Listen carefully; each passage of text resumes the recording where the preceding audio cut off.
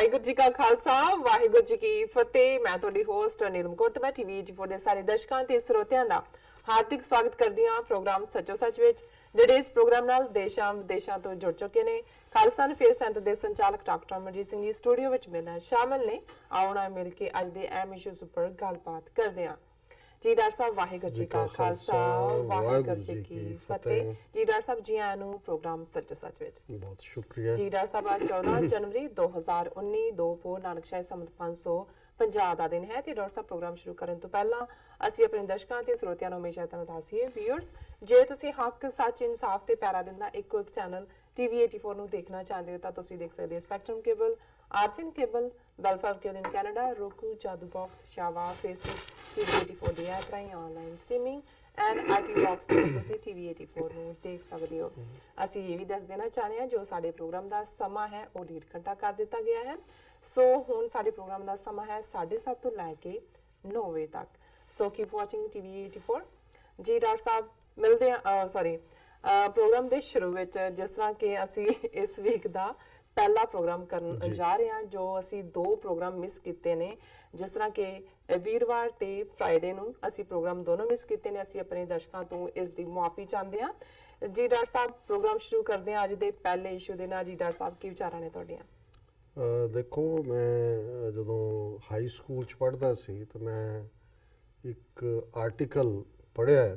ਉਸ ਵੇਲੇ readers digest ਸਕੂਲਾਂ ਦੇ ਵਿੱਚ, ਸਕੂਲਾਂ ਦੀਆਂ ਲਾਇਬ੍ਰੇਰੀਜ਼ 'ਚ ਹੁੰਦਾ ਸੀ ਜੀ, ਤੇ ਉਹਦੇ 'ਚ ਇਹ ਸੀ ਵੀ ਇੱਕ ਕਲੱਬ ਅਗੇਂਸਟ ਇਨਫਲੂਐਂਜ਼ਾ, ਔਰ ਪੰਜਾਬੀ ਵਰਸ਼ਨ ਇਹੀ ਹੋਏਗਾ ਵੀ ਜ਼ੁਕਾਮ ਦੇ ਖਿਲਾਫ ਕਲੱਬ ਜੀ। ਔਰ ਉਸ ਆਰਟੀਕਲ 'ਚ ਇਹ ਸੀ ਕਿ ਜਦੋਂ ਸਾਲ ਨੂੰ ਉਹਨਾਂ ਨੇ ਕਾਊਂਟ ਕੀਤਾ ਕਿ ਸਾਲ ਦੇ ਕਿੰਨੇ ਦਿਨ ਜਿਹੜੇ ਨੇ ਉਹ ਜ਼ੁਕਾਮ ਦੀ ਭੇਟ ਚੜ੍ਹ ਜਾਂਦੇ ਨੇ,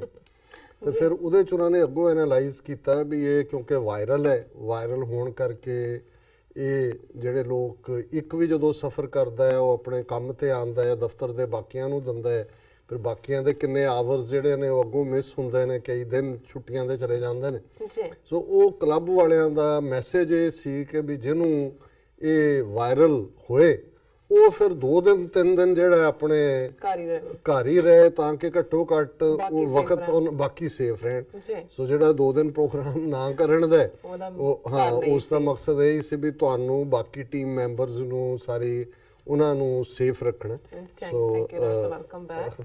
ਅਸੀਂ ਆਪਣੇ ਦਰਸ਼ਕਾਂ ਤੋਂ ਜ਼ਾਹਰਾ ਤੌਰ ਤੇ ਮਾਫੀ ਚਾਹੁੰਦੇ, ਹਾਲਾਂਕਿ ਜੇ ਕੋਈ ਬਹੁਤ ਹੋਰ ਅਹਿਮੀਅਤ ਵਾਲਾ ਟੌਪਿਕ ਇਹਨਾਂ ਦਿਨਾਂ ਚਾਹੁੰਦਾ ਤਾਂ ਇਹ ਮੈਂ ਮਨ ਬਣਾਇਆ ਸੀ ਵੀ ਅਸੀਂ, ਕਿਉਂਕਿ ਵੀਕਐਂਡ ਮੈਂ ਇੱਥੇ ਹੀ ਸੀ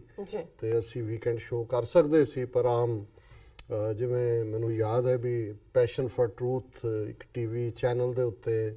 ਸਾਡੀ ਪੈਨਲ ਡਿਸਕਸ਼ਨ ਹੁੰਦੀ ਸੀ, ਉਹਦੇ ਵਿੱਚ ਬਹੁਤ ਸਾਰੇ ਸੀਨੀਅਰ ਜਿਹੜੇ ਨੇ, ਕੋਈ ਵਾਈਟ ਹਾਊਸ ਦਾ ਅਫੀਸ਼ੀਅਲ, ਕੋਈ ਐਕਸ ਐਂਬੈਸਡਰ, ਕੋਈ ਦੂਜੇ, ਤੇ ਇੱਕ ਜਿਹੜੇ ਬਾਈਪਾਸ ਜਿਨ੍ਹਾਂ ਦਾ ਹੋਇਆ ਉਹ ਪਹਿਲੇ 2-3 ਪੈਨਲ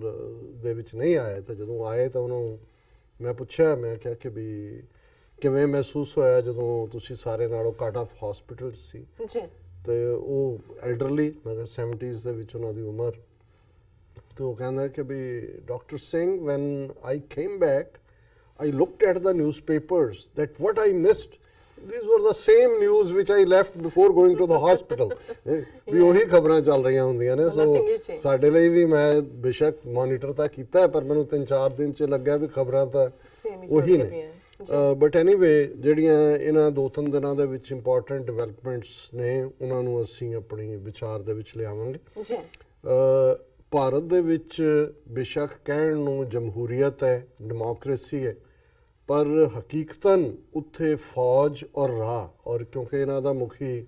ਅਜੀਤ ਡੋਵਲ ਜਿਹੜਾ ਇਸ ਵੇਲੇ ਸਪੈਸ਼ਲ ਸਿਕਿਉਰਿਟੀ ਐਡਵਾਈਜ਼ਰ ਹੈ, ਉਹੀ ਹੈਡ ਕਰ ਰਿਹਾ ਸਾਰੇ ਪਾਸੇ ਨੂੰ, ਔਰ ਜਿਹੜਾ ਫੌਜ ਦਾ ਚੀਫ ਹੈ ਬਿਪਿਨ ਰਾਵਤ, ਉਹ ਵੀ ਉਹਦਾ ਰਿਸ਼ਤੇਦਾਰ ਹੈ, ਔਰ ਇਸੇ ਤਰ੍ਹਾਂ ਹੋਰ ਕੀ ਥਾਵਾਂ ਦੇ ਉੱਤੇ ਵੀ ਉਹਦੇ ਹੀ ਬੰਦੇ ਬੈਠੇ ਹੋਏ ਨੇ।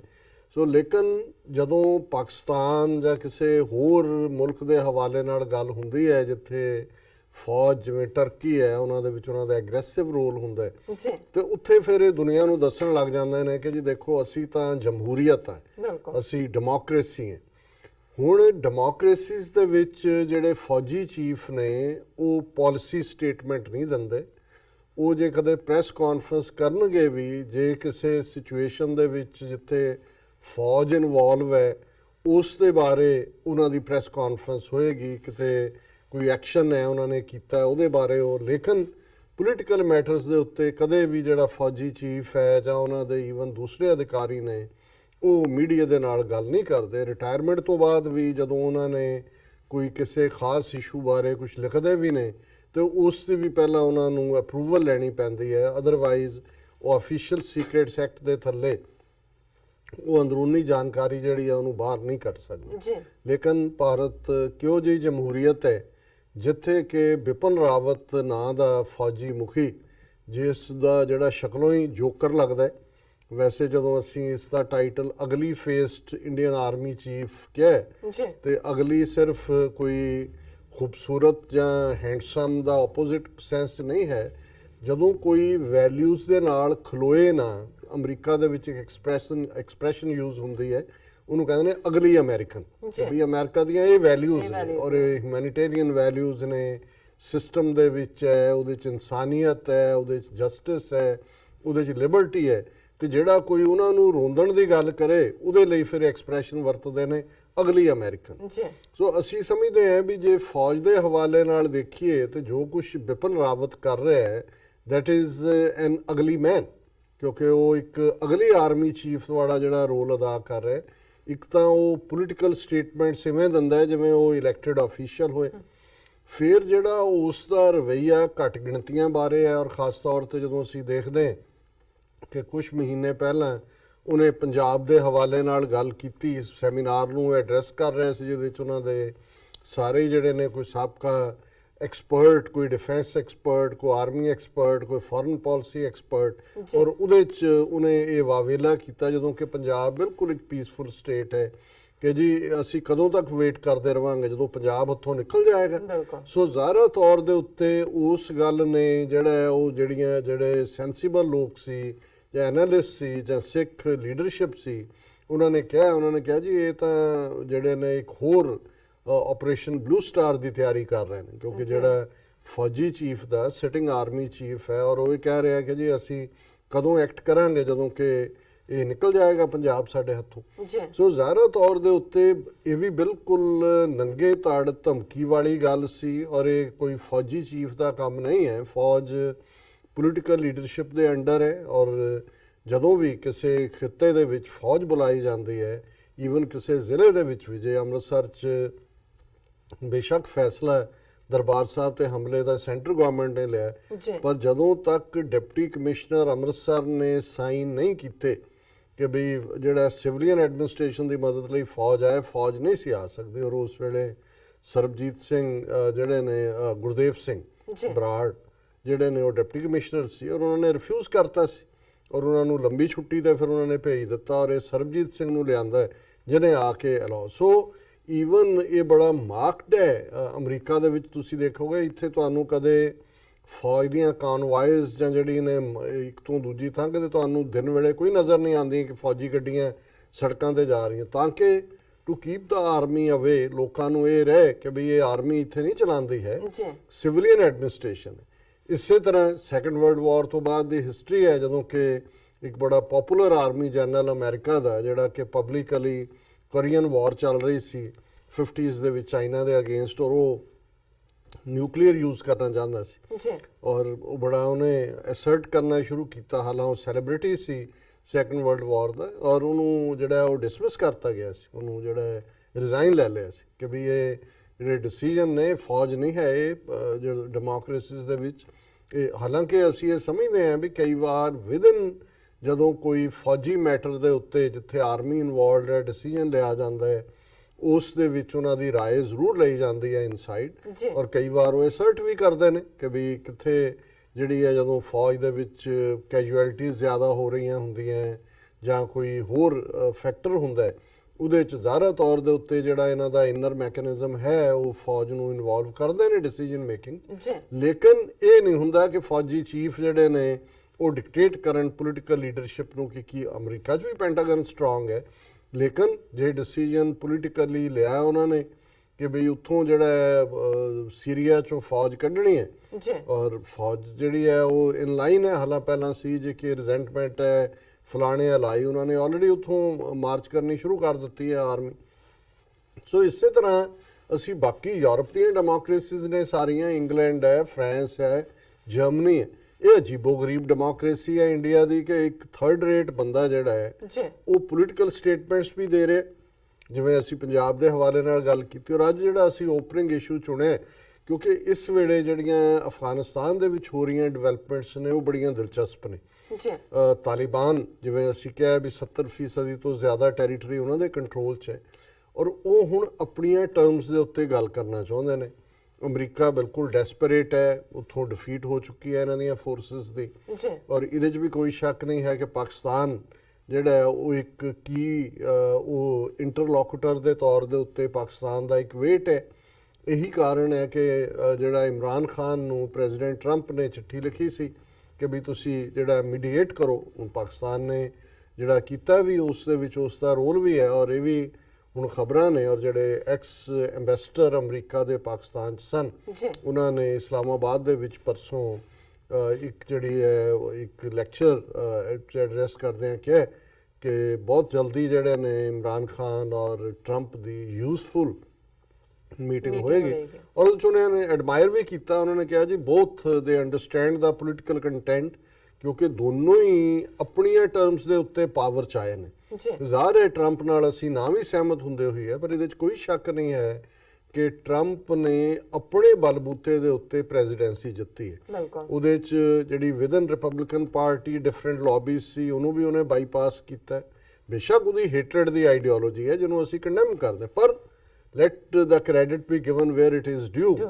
ਉਹਨੇ ਪੈਸਾ ਵੀ ਪਹਿਲਾਂ ਇਨੀਸ਼ੀਅਲੀ ਆਪਣਾ ਲਾਇਆ, ਬਾਅਦ ਦੇ ਵਿੱਚ ਜ਼ਾਹਰ ਹੈ ਉਹਨੇ ਆਪਣਾ ਉਹਦਾ ਵਪਾਰੀ ਸਰਕਲ ਸੀ, ਉਹਨੇ ਇਨਫ ਮਨੀ ਵੀ ਜਿਹੜੀ ਹੈ ਇਲੈਕਸ਼ਨ ਕੈਂਪੇਨ ਲਈ ਇਕੱਠੀ ਕੀਤੀ।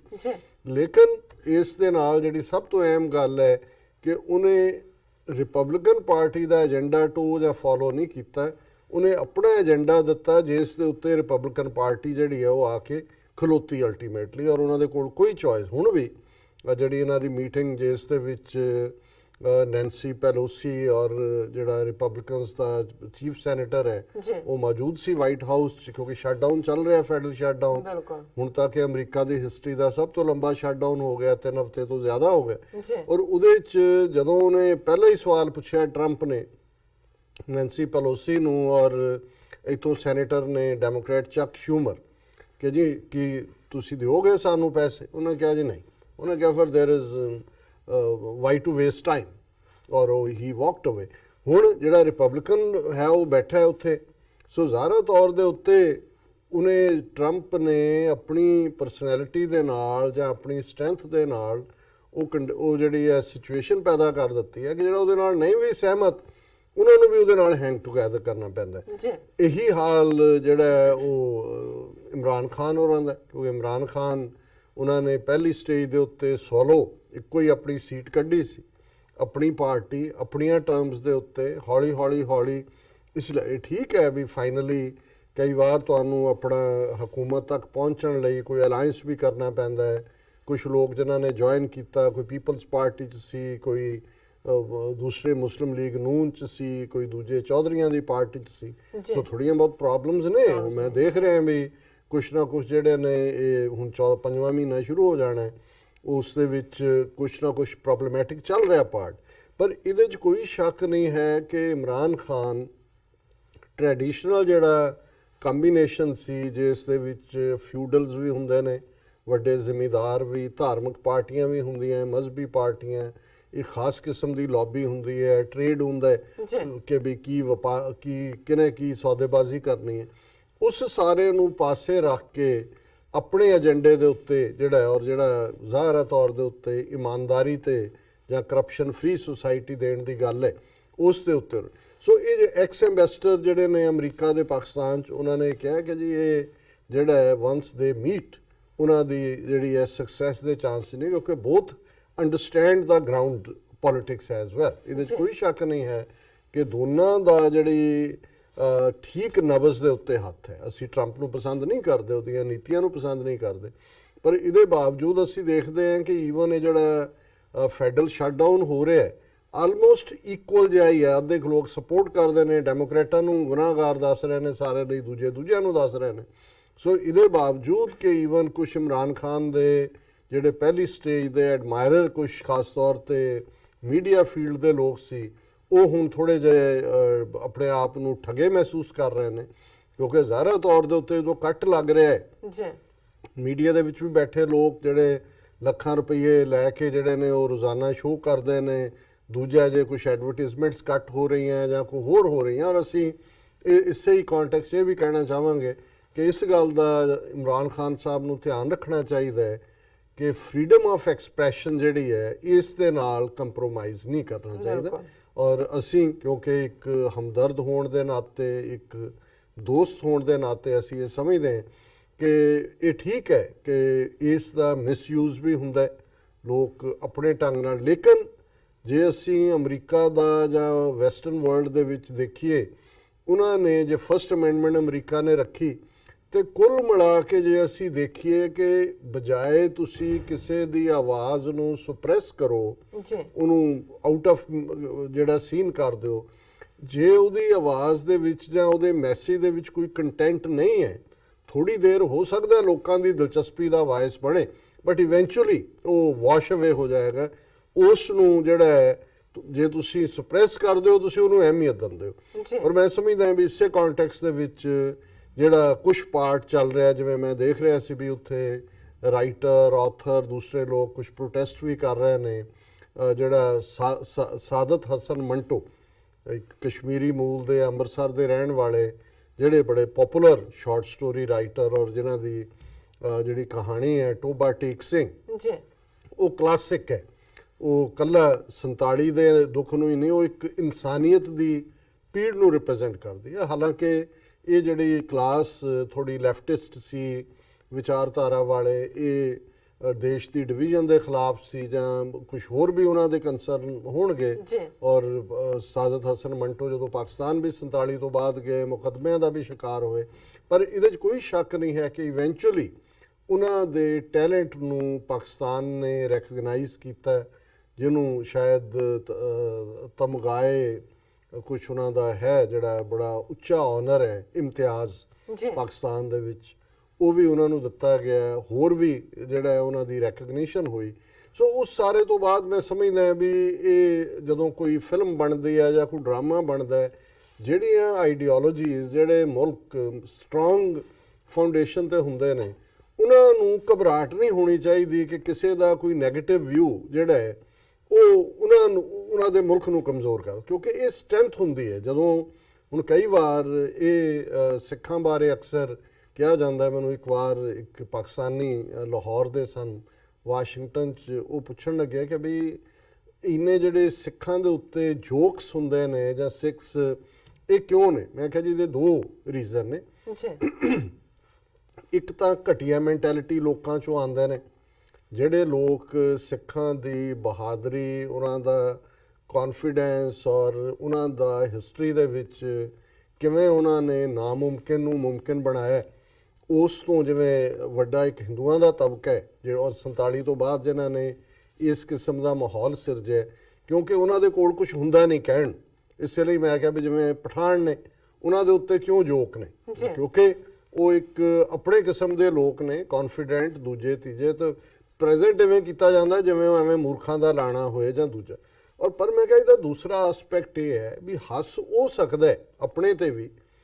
ਜਿਹਨੂੰ ਕੌਨਫੀਡੈਂਸ ਹੁੰਦਾ। ਇਸ ਲਈ ਇਕੱਲਾ ਸਿੱਖਾਂ ਦੇ ਹਵਾਲੇ ਨਾਲ ਨਹੀਂ, ਜੇ ਪੰਜਾਬੀਆਂ ਦੇ ਮਾਮਲੇ 'ਚ ਵੀ ਅਸੀਂ ਦੇਖੀਏ, ਅਸੀਂ ਕਿਸ ਲਿਹਾਜ਼ 'ਚ ਹੱਸ ਸਕਦੇ ਹਾਂ, ਉੱਚੀ ਉੱਚੀ ਹੱਸ ਸਕਦੇ ਹਾਂ, ਇੱਕ ਦੂਜੇ ਦਾ ਮਜ਼ਾਕ ਬਣਾ ਸਕਦੇ ਹਾਂ, ਉਹ ਤੁਹਾਨੂੰ ਸਮਾਈਲ ਗੁਜਰਾਤੀਆਂ ਦੇ ਨਜ਼ਰ ਨਹੀਂ ਆਏਗੀ, ਯੂਪੀ ਬਿਹਾਰ ਦੇ ਨਹੀਂ ਆਏਗੀ, ਉਹ ਤੁਹਾਨੂੰ ਆਂਧਰਾ ਤਮਿਲਨਾਡੂ ਦੇ ਨਹੀਂ ਆਏਗੀ, ਬਾਕੀ ਖਿੱਤਿਆਂ 'ਚ ਨਹੀਂ ਆਏਗੀ। ਔਰ ਸਿੱਖ ਕਿਉਂਕਿ ਕੌਨਫੀਡੈਂਟ ਹੈ ਆਪਣੀ ਹੋਣੀ ਬਾਰੇ ਵੀ, ਆਪਣੇ ਕੰਮ ਬਾਰੇ ਵੀ, ਤੇ ਆਪਣੇ ਆਪ ਤੇ ਜੋਕ ਉਹੀ ਲੈ ਸਕਦਾ ਜਿਹੜਾ ਕੌਨਫੀਡੈਂਟ ਹੈ, ਉਹ ਇਨਸਿਕਿਉਰ ਨਹੀਂ ਹੈ।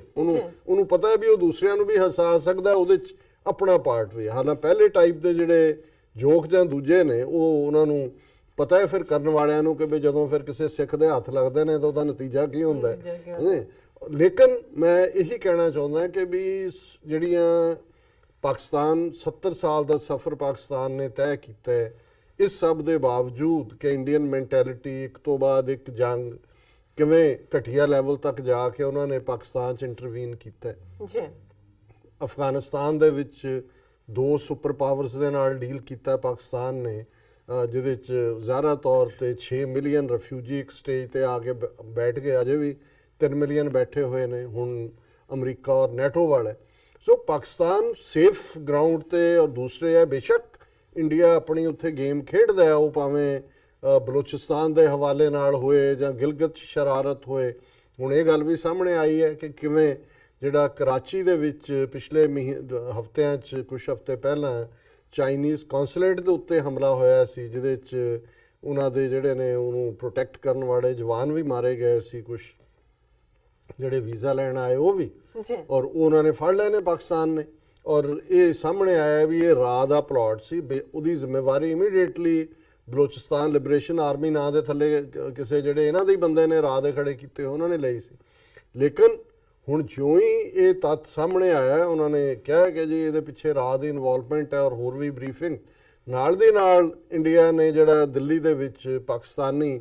ਹਾਈ ਕਮਿਸ਼ਨ ਦਾ ਇੱਕ ਬੰਦਾ ਜਿਹੜਾ ਉਹਨੂੰ ਡਿਟੇਨ ਕਰ ਲਿਆ, ਜਿਹੜਾ ਕਿ ਜਨੀਵਾ ਕਨਵੈਨਸ਼ਨਸ ਦੇ ਬਿਲਕੁਲ ਅਗੇਂਸਟ ਹੈ। ਪਾਕਿਸਤਾਨ ਨੇ ਪ੍ਰੋਟੈਸਟ ਕੀਤਾ, ਉਹਨੂੰ ਛੱਡਣਾ ਪਿਆ। ਸੋ ਇਹ ਗੇਮਾਂ ਤਾਂ ਚੱਲਦੀਆਂ ਰਹਿਣੀਆਂ ਨੇ ਕਿਉਂਕਿ ਇਹ ਇਹਨਾਂ ਦੀ ਮੈਂਟੈਲਿਟੀ ਜਿਹੜੀ ਹੈ। ਲੇਕਿਨ ਮੈਂ ਸਮਝਦਾ ਹਾਂ ਵੀ ਪਾਕਿਸਤਾਨ ਨੂੰ ਆਪਣੀ ਇਨਰ ਸੁਸਾਇਟੀ ਦੇ ਵਿੱਚ ਖਾਸ ਤੌਰ ਤੇ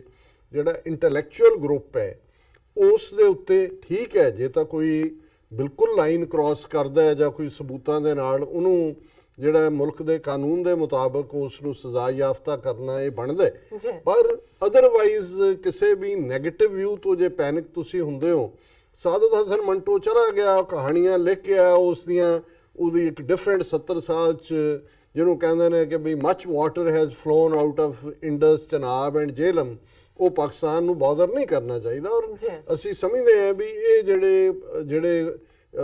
ਜਿਹੜੇ ਇਸ ਲੈਵਲ ਦੇ ਉੱਤੇ ਲਿਟਰਰੀ ਫਿਗਰਸ ਹੁੰਦੀਆਂ ਨੇ, ਉਹਨਾਂ ਦਾ ਕੋਈ ਜ਼ਰੂਰੀ ਨਹੀਂ ਹੈ ਵੀ ਉਹਨਾਂ ਦਾ ਨੈਰੇਟਿਵ ਹਿਸਟੋਰੀਕਲੀ ਕਰੈਕਟ ਹੋਏ। ਉਹ ਇੱਕ ਚਿੰਤਕ ਹੁੰਦੇ ਨੇ, ਥਿੰਕਰ ਹੁੰਦੇ ਨੇ ਆਪਣੇ ਕਿਸਮ ਦੇ। ਉਹਨਾਂ ਜ਼ਮਾਨਿਆਂ 'ਚ ਹੁਣ ਅੱਜ ਅਸੀਂ ਦੁਨੀਆ 'ਚ ਦੇਖਦੇ ਹਾਂ ਵੀ ਕਿਵੇਂ ਜਿਨ੍ਹਾਂ ਦੇ ਹੁਣ ਆ ਕੁੰਭ ਚੱਲ ਰਿਹਾ ਹੈ, ਉਹਦੇ 'ਚ ਮੈਂ ਦੇਖ ਰਿਹਾ ਸੀ ਕਿ ਵੀ ਉਹ ਜਿਹੜਾ ਇੱਕ ਉਹਨਾਂ ਦੀ ਝਾਕੀ ਜਾਂ ਦੂਜੀ ਉਹ ਟਰਾਂਸਜੈਂਡਰਸ ਦੀ ਹੈ, ਜਿਨ੍ਹਾਂ ਨੂੰ ਕਿੰਨਰ ਕਹਿੰਦੇ ਨੇ। ਔਰ ਸ਼ਾਇਦ ਪਾਕਿਸਤਾਨ ਦੇ ਵਿੱਚ ਕੋਈ ਖਾਸ ਲਫ਼ਜ਼ ਸਰਾਏ ਕੁਛ ਕਰਕੇ ਉਹਨਾਂ ਦੇ ਲਈ ਸਾਡੇ ਖੁਸਰੇ ਕਹਿੰਦੇ ਸੀ, ਹੁਣ ਇਹ ਕਿੰਨਰ ਔਰ ਟਰਾਂਸਜੈਂਡਰ ਹੈ। ਤੇ ਉਹ ਇੱਕ ਲੇਡੀ ਜਿਹੜੀ ਉਹਨਾਂ ਨੂੰ ਲੀਡ ਕਰ ਰਹੀ ਹੈ, ਉਹਨਾਂ ਸਾਰਿਆਂ ਨੂੰ ਸਰਾਏ ਖਾਜਾ ਹੈ ਸ਼ਾਇਦ ਕਹਿੰਦੇ ਕਿ ਵੀ ਉਹ ਜਿਹੜੀ ਹੈ ਉਹ ਕਹਿ ਰਹੀ ਹੈ ਜੀ ਮੈਂ ਤਾਂ ਆਪਣੇ ਲੋਕਾਂ ਦੇ ਲਈ ਖਲੋਤੀ ਹੈ, ਮੈਂ ਤਾਂ ਹਾਲਾਂ ਮੈਂ ਇਸਲਾਮ ਵੀ ਲਿਆ, ਮੈਂ ਮੱਕੇ ਵੀ ਚਲੀ ਗਈ, ਪਰ ਮੈਂ ਆਈ ਵਾਪਸ ਆਪਣੇ ਸਮਾਜ, ਮੈਂ ਲੀਡ ਕਰ ਰਹੀ ਹਾਂ, ਮੈਂ ਕਿਤਾਬ ਲਿਖ ਰਹੀ ਹਾਂ, ਮੈਂ ਪੁਰਾਣ ਲਿਖ ਰਹੀ ਹਾਂ। ਮੈਂ ਇੱਕ ਹੁਣ ਅੱਜ ਤੋਂ 30 40 50 ਸਾਲ ਪਹਿਲਾਂ ਇਹ ਸੋਚਿਆ ਵੀ ਨਹੀਂ ਸੀ ਜਾ ਸਕਦਾ। ਹੁਣ ਪਾਕਿਸਤਾਨ ਦੇ ਸੁਪਰੀਮ ਕੋਰਟ ਨੇ ਜਦੋਂ ਚੌਧਰੀ ਸਨ ਉਹਨਾਂ ਦੇ ਚੀਫ ਜਸਟਿਸ, ਉਹਨਾਂ ਦੇ ਮਾਮਲੇ 'ਚ ਬੜੇ ਸਟਰੋਂਗ ਫੈਸਲੇ ਲਏ ਕਿ ਵੀ ਇਹਨਾਂ ਨੂੰ ਟਰਾਂਸਜੈਂਡਰਸ ਦਾ ਆਪਣਾ ID ਕਾਰਡ, ਆਪਣੇ ਹੱਕ ਜਿਵੇਂ ਮੇਲ ਫੀਮੇਲ ਹੁੰਦਾ ਇਵੇਂ ਉਹਨਾਂ ਦੀ ਕੈਟਾਗਰੀ ਵੀ ਕ੍ਰੀਏਟ ਕੀਤੀ। ਸੋ ਇਹੀ ਗੱਲ ਇਸੇ ਤਰ੍ਹਾਂ ਜਿਹੜਾ ਦੇਹ ਵਪਾਰ ਸੀ ਜਾਂ 47 ਤੋਂ ਪਹਿਲਾਂ ਜਿਸ ਕਿਸਮ ਦਾ ਮਾਹੌਲ, ਰੈੱਡ ਲਾਈਟ ਏਰੀਆ, ਦੂਜੇ ਤੀਜੇ ਬਹੁਤ ਸਾਰੀਆਂ ਕਹਾਣੀਆਂ ਜਦੋਂ ਅਸੀਂ ਸਾਦਤ ਹਸਨ ਮੰਟੋ ਦੀਆਂ ਅਦਰ ਦੈਨ ਟੋਬਾ ਟੇਕ ਸਿੰਘ ਜਾਂ ਪਾਰਟੀਸ਼ਨ ਨਾਲ ਰਿਲੇਟਡ, ਉਹ ਉਸ ਥੀਮ ਦੇ ਉੱਤੇ ਨੇ। ਔਰ ਉਸ ਜ਼ਮਾਨੇ 'ਚ ਅੱਜ ਤਾਂ ਹਰ ਇੱਕ ਦੇ ਹੱਕ ਨੇ, ਦੁਨੀਆ ਦੇ ਵਿੱਚ ਐਡਵੋਕੇਸੀ ਹੁੰਦੀ ਹੈ, ਲੇਕਿਨ ਉਹਨਾਂ ਜ਼ਮਾਨਿਆਂ 'ਚ ਇਸ ਕਿਸਮ ਦੇ ਇਸ਼ੂਜ਼ ਨੂੰ ਲੈਣਾ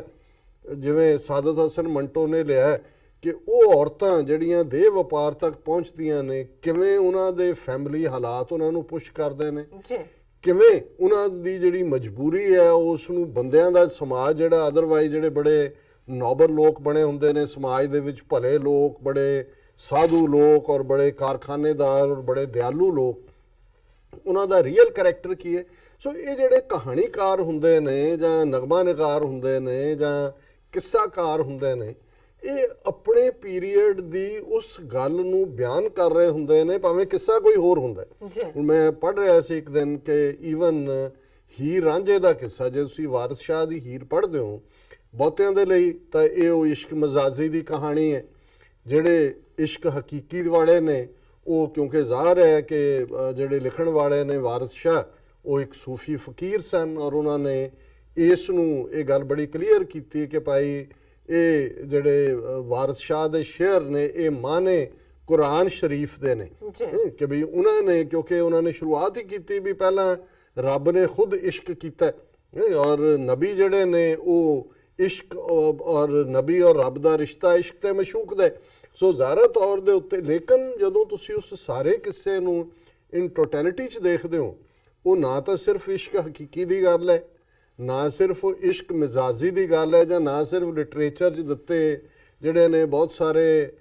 ਨਵੀਆਂ ਟਰਮਸ ਨੇ, ਪਰ ਉਹਦੇ 'ਚ ਤੁਸੀਂ ਜਿਹੜੀ ਸਟਰਗਲਿੰਗ ਸੁਸਾਇਟੀ ਹੈ ਜਿਹਦੇ 'ਚ ਕਿ ਜਦੋਂ ਜਿਹੜੇ ਵਾਰਿਸ ਸ਼ਾਹ ਖੁਦ ਦੇਖ ਰਹੇ ਨੇ ਵੀ ਕੀ ਹੋ ਰਿਹਾ, ਇੱਕ ਫਿਊਡਲ ਸੁਸਾਇਟੀ ਹੈ। ਫਿਊਡਲ ਸੁਸਾਇਟੀ ਦੇ ਵਿੱਚ ਉਹ ਲੋਕ ਨੇ ਜਿਹੜੇ ਵੱਡੇ ਜ਼ਿਮੀਂਦਾਰ ਨੇ। ਹੁਣ ਕਿਹੜਾ ਵੱਡਾ ਜ਼ਿਮੀਂਦਾਰ ਉਦੋਂ ਵੀ ਜਾਂ ਅੱਜ ਵੀ ਆਪਣੀ ਕੁੜੀ ਦਾ ਵਿਆਹ ਜਿਹੜਾ ਮੱਝਾਂ ਚਾਰਨ ਲਈ ਰੱਖਿਆ ਉਹਦੇ ਨਾਲ ਕਰ ਦੇਗਾ? ਸੋ ਜ਼ਾਹਰ ਹੈ ਕਿ ਵੀ ਸੁਸਾਇਟੀ ਦਾ ਕਨਫਲਿਕਟ ਹੈ। ਫਿਰ ਜਿਸ ਅੰਦਾਜ਼ ਦੇ ਵਿੱਚ ਜਿਹੜਾ ਉਹ ਰਾਂਝੇ ਦੀ ਸਾਰੀ ਨਰੇਸ਼ਨ ਹੈ, ਜਦੋਂ ਉਹ ਆਂਦਾ ਹੈ ਜਿਹੜਾ ਇੱਕ ਮੁੱਲਾ ਹੈ ਮਸਜਿਦ ਦੇ ਵਿੱਚ, ਉਹ ਵੀ ਉਹਨੂੰ ਟ੍ਰੀਟ ਪ੍ਰੋਪਰ ਨਹੀਂ ਕਰਦਾ ਔਰ ਵਾਰਿਸ ਸ਼ਾਹ ਦੇ ਸ਼ੇਰ ਬਾਰ-ਬਾਰ ਆਉਂਦੇ ਨੇ ਕਿ ਉਹ ਕਹਿੰਦੇ ਜੀ ਇੱਥੇ ਅਸੀਂ ਕੁੱਤੇ ਤੇ ਫਕੀਰ ਨੂੰ ਵੜਨ ਨਹੀਂ ਦਿੰਦੇ। ਸੋ ਜ਼ਾਹਰ ਹੈ ਕਿ ਵੀ ਉਹ ਮੁੱਲਾ ਜਿਹੜੇ ਨੇ ਉਹ ਰਿਪਰੈਜ਼ੈਂਟ ਕਰ ਰਹੇ ਨੇ ਉਸ ਸਟੇਟ ਨੂੰ ਜਿਹਦੇ 'ਚ ਉਹਨਾਂ ਦੀ ਡੋਮੀਨੈਂਸ ਵੀ ਹੈ। ਔਰ ਕਿਉਂਕਿ ਵਾਰਿਸ ਸ਼ਾਹ ਲਿਬਰਲ ਸੂਫੀ ਟ੍ਰੈਡੀਸ਼ਨ ਦੇ ਨੇ, ਜਿੱਥੇ ਕਿ ਉਹਨਾਂ ਦੀਆਂ ਦਰਗਾਹਾਂ ਦੇ ਉੱਤੇ ਫਕੀਰ ਤੇ ਕੁੱਤੇ ਹੀ ਦਰਗਾਹਾਂ ਤੇ ਹੁੰਦੇ ਨੇ ਜਿਹੜੇ। ਸੋ ਇਹ ਇੱਕ ਚੱਲ ਰਹੀ ਜਿਹੜੀ ਟਸਲ ਹੈ। ਇਸੇ ਤਰ੍ਹਾਂ ਜੇ ਹੀਰ ਉਹ ਖਲੋ ਜਾਂਦੀ ਹੈ ਆਪਣੇ ਹੱਕਾਂ ਦੇ ਲਈ, ਹੁਣ ਅੱਜ ਅਸੀਂ ਦੇਖਦੇ ਹਾਂ ਅੱਜ ਵੀ ਆਨਰ ਕਿਲਿੰਗਸ ਹੁੰਦੀਆਂ ਦੋਨੋਂ ਪਾਸੇ, ਪਰ ਜੇ ਹੁਣ ਉਧਰ ਹੀਰ ਕਹਿੰਦੇ ਆ ਕਿ ਵੀ ਮੈਂ ਨਾ ਮੁੜਾ ਰੰਝੇਟੜੇ ਤੋਂ ਭਾਵੇਂ ਬਾਪ ਦੇ ਬਾਪ ਦਾ ਬਾਪ ਆਵੇ। ਹੁਣ ਉਸ ਜ਼ਮਾਨੇ ਦੇ ਵਿੱਚ ਵੂਮਨ ਦੇ ਨਾਲ ਜੋੜ ਕੇ ਇਸ ਰਾਈਟ ਦੀ ਗੱਲ ਕਰਨੀ, ਇਹ ਵਾਰਿਸ ਸ਼ਾਹ ਵਿਚਲਾ ਆਪਣਾ ਰੈਵੋਲੂਸ਼ਨਰੀ ਹੈ। ਹੁਣ ਹੈ ਉਹ ਇੱਕ ਲਿਟਰਰੀ ਪਾਰਟ। ਹੁਣ ਤੁਸੀਂ ਉਹਦੇ ਚੋਂ ਕਈ ਥਾਂ ਦੇ ਵਲਗੈਰਿਟੀ ਵੀ ਆਉਂਦੀ ਹੈ ਜਦੋਂ ਤੁਸੀਂ ਉਹਨੂੰ ਪੜ੍ਹਦੇ ਹੋ, ਉਹਦੀਆਂ ਟਰਮਸ ਕੁਝ ਜਾਤੀ ਸੂਚਕ ਹੈ, ਕੁਝ ਉਹਦੇ 'ਚ ਵਲਗਰ ਪਾਰਟ ਵੀ ਹੈ, ਪਰ ਇਹਨੂੰ ਤੁਸੀਂ ਇਨ ਟੋਟੈਲਿਟੀ ਦੇਖਦੇ ਹੋ। ਸੋ ਮੈਂ ਕਿਉਂਕਿ ਸਾਦਾਤ ਹਸਨ ਮੰਟੋ ਉਹਨੂੰ ਮੈਂ ਐਡਮਾਇਰ ਵੀ ਕਰਦਾ ਔਰ ਮੈਂ ਸਮਝਦਾ ਵੀ ਉਰਦੂ ਦੇ ਵਿੱਚ ਸ਼ਾਇਦ ਉਸ ਜ਼ਮਾਨੇ 'ਚ ਹੋਰ ਵੀ ਬਹੁਤ ਸਾਰੇ ਕਹਾਣੀਕਾਰ ਸਨ, ਕ੍ਰਿਸ਼ਨ ਚੰਦਰ, ਰਜਿੰਦਰ ਸਿੰਘ ਬੇਦੀ ਦੂਸਰੇ ਪਾਸਿਓਂ, ਪਰ ਉਸ ਦਾ ਇੱਕ ਆਪਣਾ ਮੁਕਾਮ ਹੈ। ਔਰ ਸ਼ਾਇਦ ਨੰਦਤਾ ਸੇਨ ਜਾਂ ਕਿਸ ਨੇ ਇਹਦੇ ਤੇ ਫਿਲਮ ਬਣਾਈ ਹੈ, ਉਸ ਨੂੰ ਲੈ ਕੇ ਚੱਲ ਰਿਹਾ ਵੀ ਪਾਕਿਸਤਾਨ 'ਚ ਕਿਸੇ ਸਿੰਧ ਨੇ ਸ਼ਾਇਦ ਕਲੀਅਰ ਕਰ ਦਿੱਤਾ, ਲਾਹੌਰ ਨੇ ਰੋਕਿਆ। ਸੋ ਮੈਂ ਇਸ ਨੂੰ ਇੱਕ ਡਿਫਰੈਂਟ ਸੈਟਅਪ 'ਚ ਦੇਖਦਾ ਕਿ ਬਜਾਏ ਇਹ ਲੱਗਣ ਲੱਗ ਜਾਏ ਕਿ ਵੀ ਜਿਹੜੀ ਇਮਰਾਨ ਖਾਨ ਦਾ ਡ੍ਰੀਮ ਹੈ ਜਿਸ ਪਾਸੇ ਉਹ ਲੈ ਕੇ ਜਾ ਰਹੇ ਨੇ, ਖਾਸ ਤੌਰ ਤੇ ਅਕਲੀਅਤਾਂ ਦੇ ਮਾਮਲੇ 'ਚ, ਘੱਟ ਗਿਣਤੀਆਂ ਦੇ ਮਾਮਲੇ 'ਚ, ਸਿੱਖਾਂ ਦੇ ਲਈ ਕਰਤਾਰਪੁਰ ਕੋਰੀਡੋਰ ਦਾ ਖੁੱਲ੍ਹਣਾ, ਅੱਜ ਹੀ ਜੇਲਮ ਦੇ ਹਵਾਲੇ ਨਾਲ ਉਹਨੂੰ ਮੈਂ ਡੀਟੇਲ 'ਚ ਇੱਕ ਦਿਨ ਸੈਗਮੈਂਟ ਡਿਸਕਸ ਕਰਾਂਗਾ। ਜਿਹੜੇ ਤਿੰਨੋਂ ਹੀ ਮੇਜਰ ਗੁਰਦੁਆਰੇ ਨੇ, ਜਿਹੜਾ ਕਿ ਕਿਲ੍ਹਾ ਰੋਹਤਾਸ 'ਚ ਮਾਤਾ ਸਾਹਿਬ ਕੌਰ ਜਿਹੜੀ ਖਾਲਸੇ ਦੀ ਮਾਤਾ ਹੈ ਉਹਨਾਂ ਦਾ ਜਨਮ ਸਥਾਨ ਹੈ, ਇਸੇ ਤਰ੍ਹਾਂ ਜਿਹੜਾ ਚੂਆ ਸਾਹਿਬ ਹੈ ਔਰ ਇੱਕ ਗੁਰਦੁਆਰਾ ਬਾਬਾ ਸ਼ਤਕਰਮ ਸਿੰਘ ਕਰਕੇ ਉਹਨੂੰ ਉਹ ਰੀਸਟੋਰ ਕਰ ਰਹੇ ਨੇ। ਔਰ ਉਹ ਜੇਲਮ ਦੇ ਐਕਟਿਵਿਸਟ ਕਹਿ ਰਹੇ ਨੇ ਜੀ ਸਾਡੇ ਲਈ ਤਾਂ ਜੇਲਮ ਉਦੋਂ ਹੀ ਵਸੇਗਾ ਜਦੋਂ ਸਿੱਖ ਆਣੇ ਸ਼ੁਰੂ ਹੋਣਗੇ ਆਪਣੇ ਗੁਰਦੁਆਰਿਆਂ ਦੇ ਦਰਸ਼ਨਾਂ ਦੇ। ਸੋ ਮਤਲਬ ਇਹ ਹੈ ਵੀ ਇੱਕ, ਔਰ ਪਿਸ਼ਾਵਰ ਦੇ ਵਿੱਚ ਬਹੁਤ 10ਵੇਂ ਪਾਤਸ਼ਾਹ ਦਾ ਪ੍ਰਕਾਸ਼ ਪੁਰਬ ਮਨਾਇਆ, 5000 ਤੋਂ ਜ਼ਿਆਦਾ ਸਿੱਖ ਸੰਗਤਾਂ, ਸਾਰੇ ਉਹਨਾਂ ਦੀ ਐਡਮਿਨਿਸਟ੍ਰੇਸ਼ਨ ਉੱਥੇ ਸੀ, ਨਗਰ ਕੀਰਤਨ, ਗੱਤਕਾ। ਹੁਣ ਇੱਕ ਪਾਸੇ ਪਾਕਿਸਤਾਨ ਦਾ ਇਮੇਜ ਦੁਨੀਆ 'ਚ ਇੰਡੀਆ ਔਰ ਇਹਨਾਂ ਦਾ ਮੀਡੀਆ ਕੀ ਪ੍ਰੋਪੇਗੇਟ ਕਰ ਰਿਹਾ, ਔਰ ਉਹਨਾਂ ਦੀ ਜਿਹੜੀ ਬੜੀ ਚਰੋਕਣੀ ਮੰਗ ਸੀ ਕਿ ਵੀ ਕਿਉਂਕਿ ਸਿੱਖਾਂ ਦੇ ਵਿੱਚ ਜਿਹੜਾ ਉਹ ਮੁਰਦੇ ਨੂੰ ਸਾੜਿਆ ਜਾਂਦਾ ਹੈ, ਕ੍ਰੀਮੇਸ਼ਨ ਗਰਾਊਂਡ ਦੀ ਮੰਗ ਉਹਨਾਂ ਨੇ ਜ਼ਮੀਨ ਵੀ ਅਲਾਟ ਕਰ ਦਿੱਤੀ ਹੈ ਗ੍ਰੇਵਯਾਰਡ ਲਈ ਵੀ ਕ੍ਰਿਸਚੀਅਨਸ ਤੇ ਔਰ ਦੂਸਰਾ ਵੀ। ਸੋ ਇਹ ਸਾਰੇ ਜਿਹੜੇ ਬਹੁਤ ਚੰਗੇ ਕੰਮ ਹੋ ਰਹੇ ਨੇ, ਵਿਦਿਨ ਸਫਾਈ ਵੀ ਹੋ ਰਹੀ ਹੈ। ਲੇਕਿਨ ਜੇ ਅਸੀਂ ਕੁਝ ਮੁੱਦੇ ਨੇ ਜਿਨ੍ਹਾਂ ਦੇ ਉੱਤੇ ਜੇ ਥੋੜ੍ਹਾ ਬਹੁਤ ਅਸੀਂ ਫਰਾਖ ਦੇ ਲਈ ਰੱਖਾਂਗੇ ਤੇ ਮੇਰਾ ਖਿਆਲ ਹੈ ਵੀ ਦੂਸਰਿਆਂ ਨੂੰ ਫਿਰ ਮੌਕਾ ਨਹੀਂ ਬਣੇਗਾ ਨੈਗੇਟਿਵਿਟੀ ਕਰਨ ਦਾ। ਮੈਂ ਥੋੜਾ ਜਿਹਾ ਟੌਪਿਕ ਤੋਂ ਪਾਸੇ ਗਿਆ, ਲੇਕਿਨ ਮੈਂ ਕਿਉਂਕਿ ਕੰਟੈਕਸਟ ਉਸੇ 'ਚ ਹੀ ਗੱਲ ਚੱਲ ਰਹੀ ਹੈ ਕਿ ਇੱਕ ਪਾਸੇ ਤਾਂ ਉਹਨਾਂ ਦੀ ਪੋਲੀਟੀਕਲ ਲੀਡਰਸ਼ਿਪ ਜਿਹੜੀ ਹੈ ਪਾਕਿਸਤਾਨ ਦੀ, ਉਹ ਮਾਈਨੋਰਿਟੀਜ਼ ਦੇ ਹਵਾਲੇ ਨਾਲ, ਦੂਸਰੇ ਨਾਲ ਜਿਹਨੂੰ ਕਹਿੰਦੇ ਨੇ ਗੋਇੰਗ ਐਨ ਐਕਸਟਰਾ ਮਾਈਲ, ਔਰ ਦੂਸਰੇ ਪਾਸੇ ਭਾਰਤ ਦੇ ਵਿੱਚ ਅਖੌਤੀ ਜਿਹੜੀ ਜਮਹੂਰੀਅਤ ਹੈ ਉਸ ਦਾ ਫੌਜੀ ਚੀਫ ਜਿਹੜਾ ਹੈ,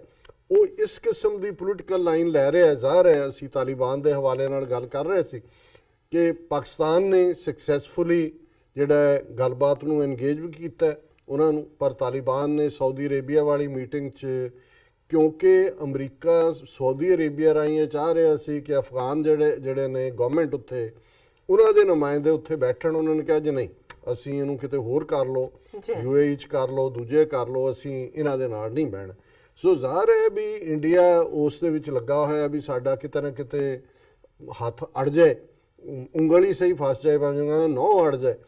ਹੁਣ ਇਸ ਸਾਰੇ 'ਚ ਇੱਕ ਪਾਸੇ ਜੇ ਭਾਰਤ ਦਾ ਸਟੈਂਡ ਤਾਲਿਬਾਨ ਪ੍ਰਤੀ ਦੇਖਣਾ ਹੋਵੇ, ਪਹਿਲਾਂ ਤਾਂ ਅਫਗਾਨਿਸਤਾਨ ਪ੍ਰਤੀ ਦੇਖਣਾ ਹੋਵੇ ਕਿ ਇੰਡੀਆ ਵਾਦ ਕੰਟਰੀ ਸੀ ਜਿਹਨੇ ਜਦੋਂ ਸੋਵੀਅਤ ਯੂਨੀਅਨ ਨੇ 1979 'ਚ ਅਫਗਾਨਿਸਤਾਨ ਤੇ ਹਮਲਾ ਕੀਤਾ, ਸਭ ਤੋਂ ਪਹਿਲੀ ਸਪੋਰਟ ਜਿਹੜੀ ਹੈ ਉਹ ਇੰਦਰਾ ਗਾਂਧੀ ਨੇ ਕੀਤੀ ਸੀ ਔਰ ਉਹ ਥਰੂ ਆਊਟ ਹਮਾਇਤ ਰਹੀ 1999 ਤੱਕ, ਜਦੋਂ ਤੱਕ ਖੁਦ ਸੋਵੀਅਤ ਯੂਨੀਅਨ ਉੱਥੋਂ ਬੇਇੱਜ਼ਤ ਹੋ ਕੇ ਹਾਰ ਕੇ ਨਹੀਂ ਨਿਕਲਿਆ। ਇੰਡੀਆ ਹਮੇਸ਼ਾ ਜਿਹੜਾ ਹੈ ਉਸ ਦੇ ਹੱਕ 'ਚ ਖਲੋਤਾ ਰਿਹਾ। ਜਦੋਂ ਵੀ UN ਦੇ ਵਿੱਚ ਵੀ ਉਹ ਇਸ਼ੂ ਆਉਂਦਾ ਰਿਹਾ ਤੇ ਇਹ ਜਿਹੜੇ ਨੇ ਉਹਦੇ ਸੋਵੀਅਤ ਯੂਨੀਅਨ ਦੇ ਹੱਕ 'ਚ ਖਲੋਤੇ ਸੀ। ਸੋ ਇਹ ਕਿੱਥੋਂ ਹਮਦਰਦ ਹੋ ਗਏ ਅਫਗਾਨਾਂ ਦੇ। ਸੋ ਇਸੇ ਤਰ੍ਹਾਂ ਜਿਹੜੀਆਂ ਦੋਨੋਂ ਹੀ ਪੀਰੀਅਡ ਦੇ ਵਿੱਚ ਪਾਕਿਸਤਾਨ ਨੇ ਮੈਕਸਿਮਮ 80,000 ਤੋਂ ਜ਼ਿਆਦਾ ਆਪਣੇ ਜਵਾਨ ਸਿਵਿਲੀਅਨ ਜਿਹੜੇ ਨੇ ਉਹ ਕੁਰਬਾਨ ਕਰਵਾਏ ਨੇ ਔਰ ਹੁਣ ਭਾਰਤ ਇਹ ਚਾਹ ਰਿਹਾ ਵੀ ਸਾਨੂੰ ਵਿੱਚ ਥਾਂ ਮਿਲ ਜਾਏ। ਔਰ ਹੁਣ ਤੱਕ ਇਹਨਾਂ ਦਾ ਸਟੈਂਡ ਇਹ ਰਿਹਾ ਜੀ ਤਾਲਿਬਾਨ ਨਾਲ ਤਾਂ ਗੱਲਬਾਤ ਹੋ ਹੀ ਨਹੀਂ ਸਕਦੀ, ਅਸੀਂ ਤਾਂ ਜਿਹੜਾ ਹੈ ਉਹ ਵਾਇਲੈਂਸ ਔਰ ਦੂਜਾ ਕਿਵੇਂ ਚੱਲ ਸਕਦਾ। ਪਰ ਹੁਣ ਜਦੋਂ ਕਹਿੰਦੇ ਨੇ ਵੀ ਦੁਨੀਆ ਝੁਕਤੀ ਹੈ, ਝੁਕਾਨੇ ਵਾਲਾ ਚਾਹੀਏ, ਜਦੋਂ ਹੁਣ ਤਾਲਿਬਾਨ ਨੇ ਜਿਹੜਾ ਉਹ ਝੁਕਾ ਦਿੱਤਾ ਹੈ, ਅਮਰੀਕਾ ਹੀ ਝੁਕ ਗਿਆ, ਹੁਣ ਇਹਨਾਂ ਨੂੰ ਲੱਗਦਾ ਵੀ ਵਿੱਚ ਕਿਵੇਂ ਵੜ ਜਾਈਏ। ਹੁਣ ਇੰਡੀਅਨ ਆਰਮੀ ਚੀਫ ਜਿਹੜਾ ਹੈ ਇਹ ਪੋਲੀਟੀਕਲ ਸਟੇਟਮੈਂਟ ਦੇ ਰਿਹਾ ਰਾਏਸੀਨਾ ਦਿੱਲੀ ਦੇ ਵਿੱਚ ਇੱਕ ਜਿਹੜੀ ਹੈ ਇੱਕ ਡਿਸਕਸ਼ਨ ਸੈਸ਼ਨ ਦੇ ਵਿੱਚ ਕਿ ਇੰਡੀਆ ਨੂੰ ਤਾਲਿਬਾਨ ਦੇ ਨਾਲ ਜਿਹੜਾ ਹੈ ਉਹ ਗੱਲਬਾਤ ਦੇ ਵਿੱਚ ਸ਼ਾਮਲ ਹੋਣਾ ਚਾਹੀਦਾ। ਫਿਰ ਜ਼ਾਹਿਰ ਤੌਰ ਤੇ ਦੂਸਰੇ ਸਪਾਟ ਤੇ ਉਹਨੂੰ ਪੁੱਛਿਆ ਗਿਆ ਔਰ ਇਹ ਗੱਲ ਈਵਨ ਉਮਰ ਅਬਦੁੱਲਾ ਨੇ ਵੀ ਇੱਕ ਟਵੀਟ ਕਰਕੇ ਪੁੱਛੀ ਕਿ ਵੀ ਇਹ ਅਜੀਬ ਇੰਡੀਆ ਦੀ ਲਾਈਨ ਹੈ ਪਾਲਿਸੀ। ਇੱਕ ਪਾਸੇ ਤਾਂ ਇਹ ਤਿੱਬਤ ਲਈ ਵੀ ਆਟੋਨਮੀ ਮੰਗਦੇ ਨੇ, ਕਹਿਣਗੇ ਜੀ ਉੱਥੇ ਦਲਾਈ ਲਾਮਾ ਬਿਠਾਇਆ ਹੋਇਆ ਲਿਆ ਕੇ ਕਿ ਜੀ ਉਹਨੂੰ ਤਿੱਬਤ ਨੂੰ ਆਟੋਨਮਸ ਕਰੋ। ਫਿਰ ਇਹ ਸ੍ਰੀਲੰਕਾ 'ਚ ਤਮਿਲਾਂ ਲਈ ਵੀ ਆਟੋਨਮੀ ਮੰਗਦੇ ਨੇ। ਹੁਣ ਇਹਨਾਂ ਦਾ ਆਰਮੀ ਚੀਫ ਜਿਹੜਾ ਇਹ ਵੀ ਕਹਿ ਰਿਹਾ ਜੀ ਤਾਲਿਬਾਨ ਦੇ ਨਾਲ ਗੱਲਬਾਤ ਕਰਨੀ ਚਾਹੀਦੀ ਹੈ। ਤੇ ਕਸ਼ਮੀਰ ਕੋਈ ਮੂਨ ਤੇ ਕਿ ਵੀ ਜਿਹੜੇ ਕੋਈ ਏਲੀਅਨ ਲੋਕ ਨੇ ਕਸ਼ਮੀਰੀ, ਵੀ ਤੁਹਾਡੇ ਜਿਨ੍ਹਾਂ ਨੇ ਤੁਹਾਡੇ ਨਾਲ ਇਲਹਾਕ ਕੀਤਾ, ਜਿਨ੍ਹਾਂ ਨੂੰ ਤੁਸੀਂ ਆਰਟੀਕਲ 370 ਦਿੱਤਾ ਕਨਸਟੀਟਿਊਸ਼ਨ, ਜਿਨ੍ਹਾਂ ਦਾ ਆਪਣਾ ਝੰਡਾ ਹੈ, ਜਿਨ੍ਹਾਂ ਦੀ ਆਪਣੀ ਹੋਂਦ ਹੈ, ਤੁਸੀਂ ਜੇ ਤਮਿਲਾਂ ਦੇ ਲਈ ਸ੍ਰੀਲੰਕਾ 'ਚ ਆਟੋਨਮੀ ਮੰਗਦੇ ਹੋ, ਤਿੱਬਤ ਦੇ ਲਈ ਕਰਦੇ ਹੋ, ਤਾਲਿਬਾਨ ਨਾਲ ਗੱਲ ਕਰਨੀ ਚਾਹੁੰਦੇ ਹੋ, ਤੇ ਕਸ਼ਮੀਰੀਆਂ ਨਾਲ ਤੁਸੀਂ ਗੱਲ ਕਿਉਂ ਨਹੀਂ ਕਰ ਸਕਦੇ? ਕਿਉਂ ਨਹੀਂ ਤੁਸੀਂ ਹੁਰੀਅਤ ਕਾਨਫਰੰਸ ਦੇ ਲੀਡਰਾਂ ਨਾਲ ਜਾਂ ਦੂਜਿਆਂ ਨਾਲ? ਬੜਾ ਜੈਨੂਇਨ ਗੱਲ ਹੈ। ਹੁਣ ਇਸ ਦਾ ਤੁਸੀਂ ਦੇਖੋ ਕਿ ਵੀ ਜਦੋਂ ਮੈਂ ਕਿਹਾ ਵੀ ਅਗਲੀ ਫੇਸਡ ਇੰਡੀਅਨ ਆਰਮੀ ਚੀਫ, ਇਹਨੂੰ ਡਬਲ ਸਟੈਂਡਰਡ ਵੀ ਕਹਿ ਸਕਦੇ, ਬਟ ਸਟੈਂਡਰਡ ਜਦੋਂ ਤੁਸੀਂ ਡਬਲ ਵੀ ਕਹਿੰਦੇ ਹੋ ਸਟੈਂਡਰਡ ਲਫ਼ਜ਼ ਨਾਲ ਇਸਤੇਮਾਲ ਕਰਨਾ ਪੈਂਦਾ ਹੈ ਔਰ ਇਹ ਕੋਈ ਸਟੈਂਡਰਡ ਨਹੀਂ ਹੈ। ਇਹ ਬਿਲਕੁਲ ਜਿਹੜੇ ਨੇ ਗਿਰੇ ਹੋਏ ਕਮੀਨੇ ਕਾਵਰਡ ਕਿਸਮ ਦੇ ਲੋਕ ਨੇ ਜਿਨ੍ਹਾਂ ਨੂੰ ਤੁਸੀਂ ਕੋਈ ਵੀ ਇਹਨਾਂ ਦੇ ਲਈ ਲਫ਼ਜ਼ ਜਿਹੜਾ ਘਟੀਆ ਤੋਂ ਘਟੀਆ ਵੀ ਇਸਤੇਮਾਲ ਕਰੋ ਉਹਦੇ 'ਚ ਫਿੱਟ ਹੁੰਦੇ ਨੇ। ਔਰ ਇਹਨੂੰ ਜਦੋਂ ਇਹ ਪੁੱਛਿਆ ਤੇ ਫਿਰ ਉਹ ਕਹਿੰਦਾ Taliban analogy can't apply to Jammu and Kashmir, talks must be on our terms army chief. ਕਿ ਜੀ ਇਹ ਗੱਲ ਉੱਥੇ ਨਹੀਂ ਅਪਲਾਈ ਹੋ ਸਕਦੀ, ਇਹ ਸਾਡੀਆਂ ਸ਼ਰਤਾਂ ਦੇ ਉੱਤੇ ਹੀ ਗੱਲ ਹੋਏਗੀ। ਔਰ ਉਹਦੇ 'ਚ ਉਹਨੇ ਇਹ ਗੱਲ ਕਹੀ ਕਿ Indian army chief general Bipin Rawat said on Thursday, if other countries are talking to the Taliban and India has an interest in Afghanistan, then we should also join the bandwagon. But the same analogy cannot be applied to Jammu and Kashmir. ਕਿ ਜੀ ਗੱਲਬਾਤ ਹੋ ਰਹੀ ਹੈ ਤਾਲਿਬਾਨ ਨਾਲ, ਤੁਸੀਂ ਵੀ ਚੜ ਜਾਓ ਬੱਸੇ, ਪਰ ਕਸ਼ਮੀਰ 'ਚ ਨਹੀਂ ਹੋ ਸਕਦੀ। the talks have to be on our terms. ਫਿਰ ਉਹਨੇ, ਕਿਉਂਕਿ ਉਮਰ ਅਬਦੁੱਲਾ ਨੇ ਵੀ, ਮਹਿਬੂਬਾ ਮੁਫਤੀ ਨੇ ਵੀ ਇਸ ਦੇ ਉੱਤੇ ਗੱਲ ਕੀਤੀ ਸੀ ਔਰ ਉਹਦੇ 'ਚ ਉਹਨੇ ਕਿਹਾ ਕਿ ਵੀ ਬੈਟ ਫॉर, ਜਿਹੜਾ ਉਹਨੇ ਉਮਰ ਅਬਦੁੱਲਾ ਦਾ ਟਵੀਟ ਸੀ ਕਿ ਵੀ bat for talks with Taliban, autonomy for Tibet and Tamil areas in Sri Lanka, yet we are unwilling to look at engagement or political initiatives in Jammu and Kashmir. Why is our policy all about do as we say, don't do as we do?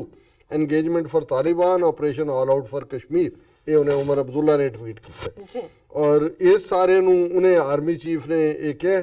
ਕਿ the army chief said there is no cause of concern on the western and northern fronts and the force is gradually moving forward to bring the situation in control in the restive state of Kashmir. We are only facilitators of peace. We are there to ensure peace returns to the valley. ਔਰ ਉਹਦੇ ਚ ਉਹਨਾਂ ਨੇ ਕਿਹਾ ਕਿ ਵੀ ਅਸੀਂ ਬਿਲਕੁਲ ਕਸ਼ਮੀਰੀਆਂ ਨਾਲ ਇਹ ਬਿਲਕੁਲ ਡਿਫਰੈਂਟ ਐਨਾਲੋਜੀ ਹੈ ਅਸੀਂ ਤਾਂ ਜੀ ਉੱਥੇ ਕਸ਼ਮੀਰ ਦੇ ਵਿੱਚ ਫੈਸਿਲੀਟੇਟਰ ਹੈ ਕਿ ਵੀ ਉਹਨਾਂ ਦੇ ਵਿੱਚ ਅਸੀਂ ਜਿਹੜਾ ਉਹ ਪੀਸ ਕਰੀਏ ਔਰ ਦੂਸਰੇ ਪਾਸੇ ਉਹ ਬੜੇ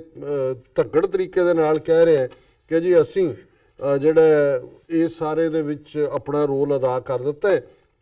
ਉਹਨਾਂ ਨੇ ਕਿਹਾ ਜੀ ਬੇਸ਼ੱਕ ਜਿਹੜਾ ਅਸੀਂ ਪੀਸ ਐਂਡ ਰੀਕਨਸੀਲੇਸ਼ਨ ਦੀ ਗੱਲ ਕਰਦੇ ਹਾਂ ਲੇਕਿਨ ਕਸ਼ਮੀਰ ਦੇ ਵਿੱਚ ਜਿਹੜਾ there can be no third party intervention in Kashmir ਇਹ ਵੀ ਬਿਪਨ ਰਾਵਤ ਕਿਹਾ ਤੂੰ ਪੋਲੀਟੀਕਲ ਲੀਡਰ ਹੈ ਹੁਣ ਜੇ ਨਾਰਵੇ ਦਾ ਪ੍ਰਾਈਮ ਮਿਨਿਸਟਰ ਉੱਥੇ ਆਂਦਾ ਹੈ ਉਹਨੂੰ ਇੰਡੀਅਨ ਗਵਰਨਮੈਂਟ ਭੇਜਦੀ ਹੈ ਮੀਡੀਏਸ਼ਨ ਤਾਂ ਚੱਲ ਰਹੀ ਹੈ ਫਿਰ ਉਹਨਾਂ ਨੇ ਕਿਹਾ ਕਿ ਵੀ ਅਸੀਂ ਜਿਹੜੇ ਬਿਲਕੁਲ ਕੋਈ ਗੱਲਬਾਤ ਦੇ ਹੱਕ 'ਚ ਨਹੀਂ ਆ ਕਸ਼ਮੀਰੀਆਂ ਨਾਲ ਅਸੀਂ ਇਹਨਾਂ ਨੂੰ ਜਿਹੜਾ ਜਦੋਂ ਤੱਕ ਭੰਨ ਨਹੀਂ ਲੈਂਦੇ ਔਰ ਉਹਦੇ 'ਚ ਉਹਨੇ ਇੱਕ ਗੱਲ ਜਿਹੜੀ ਬੜੀ ਕਲੀਅਰਲੀ ਹੈ ਕਹੀ ਕਿ ਵੀ ਅਸੀਂ ਕੋਈ ਵੀ ਪਾਰਟ ਜਿਹੜਾ ਇਹਨੂੰ ਟੋਲਰੇਟ ਨਹੀਂ ਕਰਾਂਗੇ ਔਰ ਕੋਈ ਗੱਲਬਾਤ ਕਸ਼ਮੀਰ ਦੇ ਵਿੱਚ ਕਰਨ ਦਾ ਸਵਾਲ ਹੀ ਪੈਦਾ ਨਹੀਂ ਹੁੰਦਾ ਔਰ ਉਹਨੇ ਕਿਹਾ ਕਿ ਵੀ when you talk to the terrorist or any organisation of that kind you have to talk without preconditions. When you start attaching preconditions, then it gives a sense of notion of victory, that one or the other side is taking from a position of strength or victory. ਉਹਨੇ ਕਸ਼ਮੀਰੀਆਂ ਨੇ ਤੁਹਾਨੂੰ ਕਦੋਂ ਕਿਹਾ ਜੀ ਵੀ ਤੁਹਾਡੇ ਨਾਲ ਪ੍ਰੀਕੰਡੀਸ਼ਨਸ ਨੇ ਬਿਲਕੁਲ ਤਾਲਿਬਾਨ ਨਾਲ ਤੁਸੀਂ ਗੱਲਬਾਤ ਲਈ ਲੱਭ ਰਹੇ ਹੋ ਕਿ ਵੀ ਤੁਹਾਨੂੰ ਉਹ ਥੁੱਕ ਸੁੱਟਣ ਤੁਹਾਡੇ ਮੂੰਹ ਤੇ ਹੀ ਪੈ ਜਾਏ ਚਲੋ ਤੁਸੀਂ ਕਹੋ ਜੀ ਅਸੀਂ ਉਹਨਾਂ ਦੀ ਥੁੱਕ ਸਹੀ ਹੈ ਇਸ ਲਈ ਅਸੀਂ ਵੀ ਪਾਰਟਨਰ ਹੈ ਉੱਥੇ ਤਾਂ ਤੁਸੀਂ ਇਸ ਹੱਦ ਤੱਕ ਜਾ ਰਹੇ ਹੋ ਤੁਸੀਂ ਤਾਲਿਬਾਨ ਦੀ ਟਰਮਸ ਤੇ ਗੱਲਬਾਤ ਕਰ ਰਹੇ ਹੋ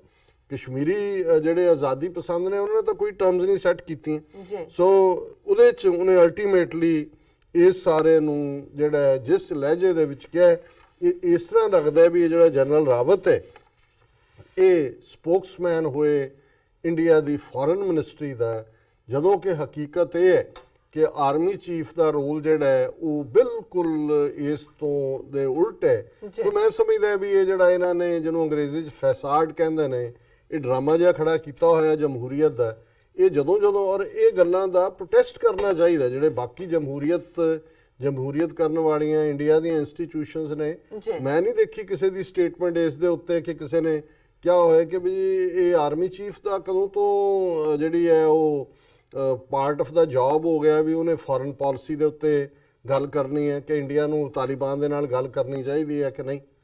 ਇਹਨੂੰ ਕਿਹਨੇ ਜਿਹੜਾ ਉਹ ਹੋਮ ਮਿਨਿਸਟਰੀ ਦਾ ਇੰਚਾਰਜ ਬਣਾ ਦਿੱਤਾ ਹੈ ਕਿ ਕਸ਼ਮੀਰੀਆਂ ਨਾਲ ਗੱਲ ਕਰਨੀ ਹੈ ਕਿ ਨਹੀਂ ਕਰਨੀ ਕਿ ਪਹਿਲਾਂ ਉਹਨੂੰ ਸੁਪਰੈਸ ਕਰਨਾ ਸੋ ਜ਼ਾਹਰ ਤੌਰ ਦੇ ਉੱਤੇ ਭਾਰਤ ਦੇ ਵਿੱਚ ਕਲੀਅਰਲੀ ਇਹ ਜਿਹੜਾ ਔਰ ਇਹ ਅਜੀਤ ਡੋਵਲ ਔਰ ਇਹ ਜਿਹੜੀਆਂ ਇਹਨਾਂ ਦੀਆਂ ਇੰਟੈਲੀਜੈਂਸ ਏਜੰਸੀਆਂ ਜਿਹੜੀਆਂ ਅਲਟੀਮੇਟਲੀ ਨਾਗਪੁਰ ਤੋਂ ਜਿਹੜਾ ਆਰਐਸਐਸ ਦਾ ਹੈੱਡਕੁਆਰਟਰ ਹੈ ਉੱਥੋਂ ਹਦਾਇਤਾਂ ਲੈ ਰਹੀਆਂ ਨੇ ਉਹਨਾਂ ਦਾ ਹੀ ਰਾਜ ਚੱਲ ਰਿਹਾ ਡੈਮੋਕ੍ਰੇਸੀ ਇੱਕ ਫਸਾਦ ਹੈ ਇੱਕ ਫਰਾਡ ਹੈ ਜੀ ਡਾਕਟਰ ਸਾਹਿਬ ਬਿਲਕੁਲ ਤੁਸੀਂ ਪਹਿਲਾ ਇਸ਼ੂ ਸਾਡੇ ਦਰਸ਼ਕਾਂ ਨਾਲ ਸਾਂਝਾ ਕੀਤਾ ਤੁਹਾਡਾ ਬਹੁਤ ਬਹੁਤ ਸ਼ੁਕਰੀਆ ਰਹਿੰਦੇ ਇਸ਼ੂ ਆਪਾਂ ਬ੍ਰੇਕ ਤੋਂ ਬਾਅਦ ਡਿਸਕਸ ਕਰਦੇ ਹਾਂ ਇੱਥੇ ਲੈਣੇ ਆ ਬ੍ਰੇਕ ਤੇ ਇਸ ਤੋਂ ਪਹਿਲਾਂ ਅਸੀਂ ਆਪਣੇ ਦਰਸ਼ਕਾਂ ਤੇ ਸਰੋਤਿਆਂ ਨੂੰ ਅਪੀਲ ਤੇ ਬੇਨਤੀ ਕਰਦੇ ਹਾਂ ਵਿਊਅਰਸ ਜਿਸ ਤਰ੍ਹਾਂ ਕਿ ਤੁਸੀਂ ਜਾਣਦੇ ਹੋ ਕਿ ਟੀਵੀ 84 ਇੱਕ ਪੰਥਕ ਚੈਨਲ ਹੈ ਟੀਵੀ 84 ਸਿੱਖਾਂ ਕਸ਼ਮੀਰੀਆਂ ਤੇ ਭਾਰਤੀਆਂ ਨੌਰਥ ਈਸਟ ਸਟੇਟਾਂ ਦੇ ਲੋਕਾਂ ਦੇ ਸਵੈ ਨਿਰਣੇ ਦੇ ਹੱਕਾਂ ਦਾ ਹਾਮੀ ਹੈ ਅਸੀਂ ਚਾਹਾਂਗੇ ਕਿ ਤੁਸੀਂ ਟੀਵੀ 84 ਦੀ ਵੱਧ ਤੋਂ ਵੱਧ ਮਾਈਕ ਸਹਾਇਤਾ ਕਰੋ ਤੁਸੀਂ ਆਪਣੀ ਮਾਈਕ ਸਹਾਇਤਾ ਸਾਡੀ ਵੈਬਸਾਈਟ tv84.tv ਤੇ ਜਾ ਕੇ ਪੇਪਲ ਦੀ ਵਰਤੋਂ ਕਰਕੇ ਮੰਥਲੀ ਡੋਨੇਟ ਕਰ ਸਕਦੇ ਹੋ ਵਨ ਟਾਈਮ ਹੀ ਡੋਨੇਟ ਕਰ ਸਕਦੇ ਹੋ ਤੁਸੀਂ ਟੀਵੀ 84 ਦੇ ਨਾਮ ਤੇ ਚੈੱਕ ਬਣਾ ਕੇ ਸਾਨੂੰ ਮੇਲ ਵੀ ਕਰ ਸਕਦੇ ਹੋ ਸਾਡੇ ਇਸ ਪਤੇ ਤੇ 36-0137 Avenue Long Island City New York 11101 USA ਜਾਂ ਫਿਰ ਤੁਸੀਂ ਸਾਨੂੰ ਫੋਨ ਰਾਹੀਂ ਵੀ ਸੰਪਰਕ ਕਰ ਸਕਦੇ ਸਾਡੇ ਫੋਨ ਨੰਬਰ ਤੇ 5164060694 ਥੈਂਕ ਯੂ ਸੋ ਮਚ ਇਹ ਵੀ ਦੱਸ ਦਈਏ ਜੋ ਸਾਡੇ ਪ੍ਰੋਗਰਾਮ ਦਾ ਸਮਾਂ ਹੈ ਉਹ 7:30 ਤੋਂ ਲੈ ਕੇ 9 ਵਜੇ ਤੱਕ ਹੈ ਸੋ ਇਸ ਨੂੰ ਤੁਸੀਂ YouTube ਤੇ ਜਾ ਕੇ ਟੀਵੀ 84 ਦੇ ਚੈਨਲ ਤੇ ਲਾਈਵ ਦੇਖ ਸਕਦੇ ਹੋ ਔਰ ਤੁਸੀਂ ਇਸ ਨੂੰ ਆਪਣੀ Facebook ਤੇ ਵੀ ਸ਼ੇਅਰ ਕਰ ਸਕਦੇ ਹੋ ਔਰ ਅਸੀਂ ਇਹ ਵੀ ਚਾਹਾਂਗੇ ਕਿ ਤੁਸੀਂ ਇਸ ਨੂੰ ਵੱਧ ਤੋਂ ਵੱਧ ਸਬਸਕ੍ਰਾਈਬ ਵੀ ਕਰੋ ਥੈਂਕ ਯੂ ਸੋ ਮਚ ਮਿਲਦੇ ਹਾਂ ਛੋਟੇ ਜਿਹੇ ਬ੍ਰੇਕ ਤੋਂ ਬਾਅਦ